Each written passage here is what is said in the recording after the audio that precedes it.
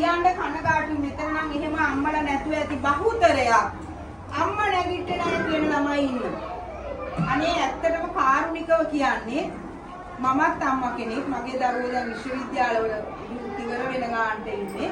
අපිට අත්දැකීම් තියෙනවා අපි රස්සාව තිබුණාට මම ගෙදර කෑම එක උයපු නැති දවසක් නැහැ මේගොල්ලන් දන්නවා. අවදාවත් එළියට බයින්නේ කණ්ඩ හදන්න නැතුව හතරට ඉඳලා පහට.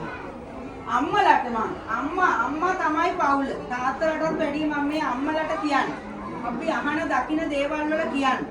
තාත්තලත් රැකගෙන කරන්න තියෙන්නේ අම්මට තමයි. ඒ නිසා කැපකිරීම කරන්න වෙයි, උහුලන්න වෙයි, බර දරා ගන්න වෙයි, මැරෙන්න හිතේ. ළමෙක් තව මේ පළවෙනි එකනේ ඕක තව අවුරුදු 20 විතර යනකොට උහුලන්න බැරි තරම් වෙනවා. ඒ නිසා හැම තිස්සෙම ඉවසන්න. දාලා යන්න නම් එපා.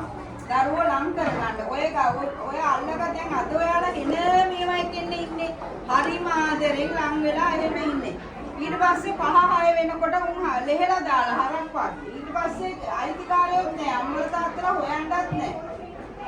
එහෙම කරන්න එපා පින් සිද්ධ වෙයි. ඔයාලා දරුවෝ එක්කම ඉන්න. ඔයාලට ප්‍රශ්න තියෙනවා. ආර්ථික ප්‍රශ්න කියනවා කාටද නැත්තේ? හැමෝටම තියෙනවා අපිටත් තියෙනවා. ඔයාලා ප්‍රශ්නේ නැත්තේ නෑ. මම හැමදාම මෙයාලටත් කියන දේ ප්‍රශ්න කියන එක හැම මිනිස්සුන්ටම තියෙනවා. ප්‍රශ්නවල ස්වරූපය විතරයි වෙනස් වෙන්නේ. මෙයාට තියෙන ප්‍රශ්න නෙමෙයි ඔයාට තියෙන. මට තියෙන්නේ ඒක නෙමෙයි. එක්කෙනෙකුට ආර්ථික වෙන්න පුළුවන්, වෙන කෙනෙකුට පවුලේ වෙන්න පුළුවන්, තව කෙනෙකුට ලෙඩ වෙන්න පුළුවන්. එක විදිහ තියෙනවා. ප්‍රශ්න නැති කෙනෙක් නෑ. ඔයාලා පිටින් මේ ලස්සනට හොඳට අඳුරන දින වාහනයක ගියාට ප්‍රශ්න නෑ කියලා හිතන්න එපා. ඉතින් ඒ නිසා හැමෝටම ප්‍රශ්න තියෙනවා. ප්‍රශ්න ඔයාලා දෙන්නත් එක්කම විසඳ ගන්න දරුවෝ දාලා යන්න නම් එපා. ඒක නම් කරන්නම එපා.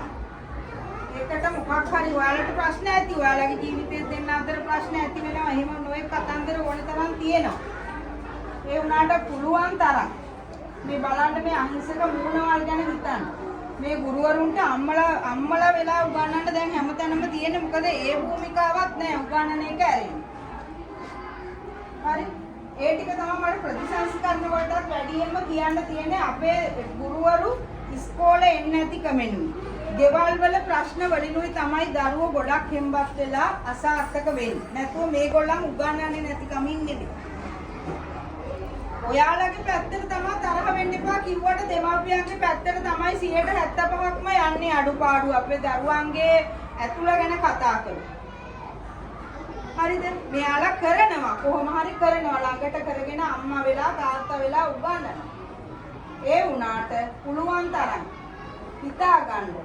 පොඩ්ඩක් අපි දැන් අනිත් එක මේ